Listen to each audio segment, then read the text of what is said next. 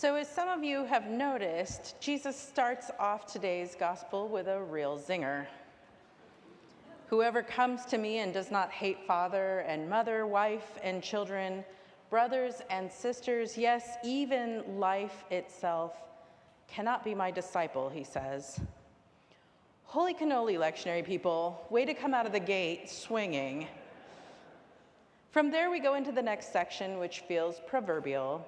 It makes me think of my aunties shaking their finger and telling me, save money because you don't know what's coming, or keep the kitchen clean because you don't know who will drop by. Jesus asks, for which of you intending to build a tower does not first sit down and estimate cost to see whether he has enough to complete it? Otherwise, when you run out of money after laying down the foundation, people will ridicule you. When I was a kid in Anchorage, Alaska, there was an oil boom, and there were many houses that were put up very quickly. Anchorage is the fourth largest city by area in the United States. I know many of you will miss the next part of my sermon because you will Google that and then Google your hometown. Go ahead, this is the world we live in now. For the rest of you, I thank you for staying with me and checking it out later. Anchorage is one of the largest cities, but much of it is bog or marsh and hard or impossible to build on. As many builders did, a development company in the 1980s drained a bog and built a bunch of townhouses and condos. They were nearly complete when we had a small earthquake and the entire complex dropped one floor into the ground, almost neatly. They went immediately from 2 floors to 1, the tops of condos sticking out like mini ranch homes. Clearly, someone had saved money to spend a lot more. And of course, my family drove out there just to see and laugh. It is true, people will ridicule you if you don't plan adequately. This is the easy way to preach this gospel, to ignore the hate your family part. It is a sermon that will satisfy my aunties, who are the very ones who might pop by and judge my messy kitchen. See, Shana, Jesus says. But this is a parable in the midst of a chapter, in the midst of a book, in the midst of the Bible, which is the divinely inspired living document through which God speaks to us still today. So to pick up where we left off last week, Canon Matthew added a few verses, including the beginning of the chapter, where Jesus heals a sick man, and the Pharisees challenge him for working on the Sabbath.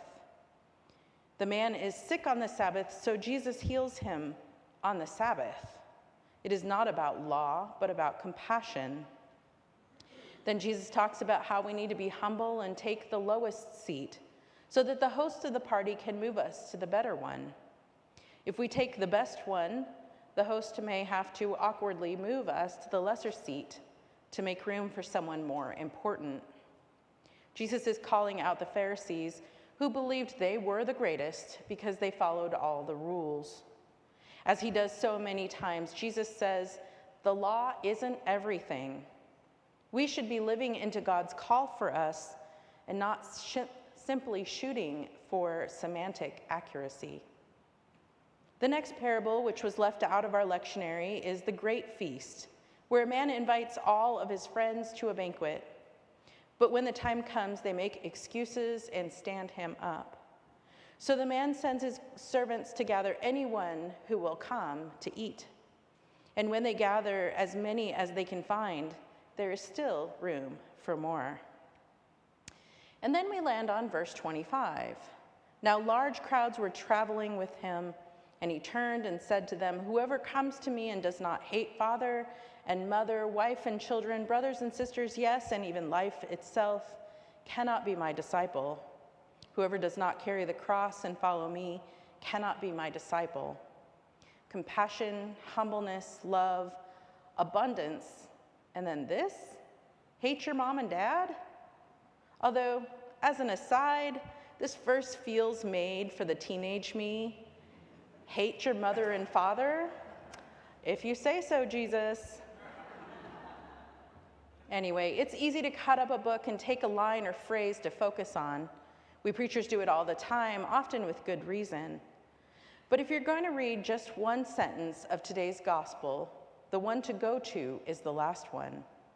So therefore, none of you can become my disciple if you do not give up all your possessions.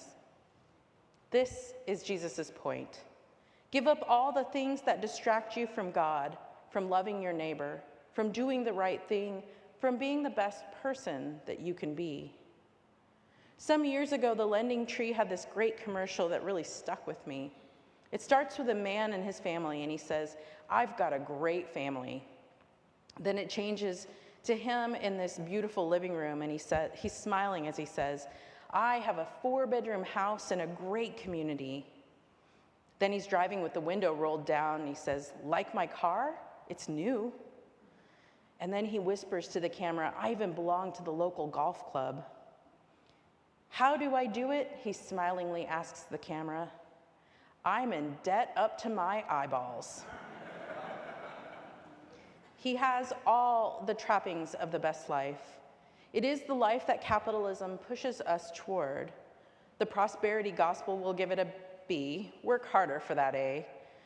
But only a tiny bit under the surface, this fictitious perfection is revealed for what it is, a stressful, rigid life that chains us to giving everything we have to keeping it up.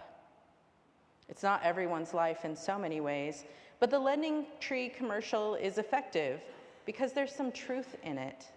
The ideal that many of us are sold have us all reaching for the next thing, stretching to and sometimes beyond our limit. And here we see Jesus get to the uncomfortable point.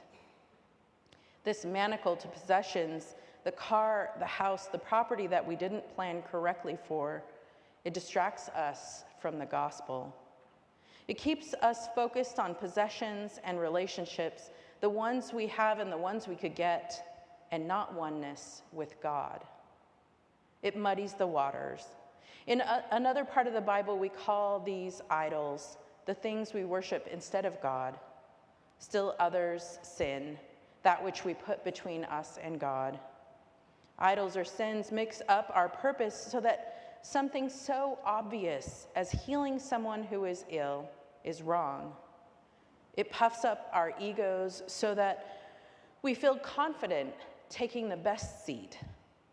It gives us a distorted allegiance that makes it so that we can be okay with houses, cars, electronics, and clothes constructed under immoral working conditions. It tells us that better cars and houses will make us whole instead of resting in the truth that God has already done that. The 14th chapter of Luke is a series of stories that Jesus gives as a tool for placing God in the right place in our lives. Healing someone with a chronic illness is only a sin if you are bound to the letter of the law. Anyone who's ever had long-term pain knows that it doesn't take Sundays off. Don't put yourself at the best place, but at the worst. You may think you're the best, but let others tell you. And the truth is, it doesn't really matter. You and I are all the best to God. And don't worry, there's always more room at God's table, even when everyone who comes does. Everyone who wants to come does. So hold fast to what really matters, your love and relationship with God. These others, the law, titles, things, even your connection to relatives, mean nothing if you aren't most focused on God. Jesus invokes hyperbole. He says to cut all our ties with everyone and everything and follow him. It will free you from the debt to your eyeballs, to the misplaced confidence that all the things means that you are the best person. These distractions from God, they add to the sins known and unknown that we will confess in a few minutes.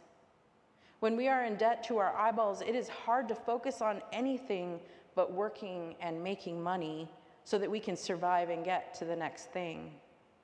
When we are consumed with pleasing people or standing on inherited wealth and station, we have little room left in our lives to spend with God. To drive home the point, this chapter concludes with this somewhat Dr. Seussian story about salt. How salt is good unless it has lost its saltiness, and then it is worth nothing. Hold fast to God first and foremost. Keep your saltiness. Distractions, sins, and idols build a wedge between us and our Creator. This is what Jesus asks. Choose God. When we have a clear purpose to be in relationship with God, everything else will line up in correct fashion. Loving God will make us love each other for the right reason, make us live into the spirit of the law and not the letter. Loving God will make us salty. I don't think he means sweary, but a girl can hope. Loving God will make us salty so that our presence enhances everyone and everything around us. Amen.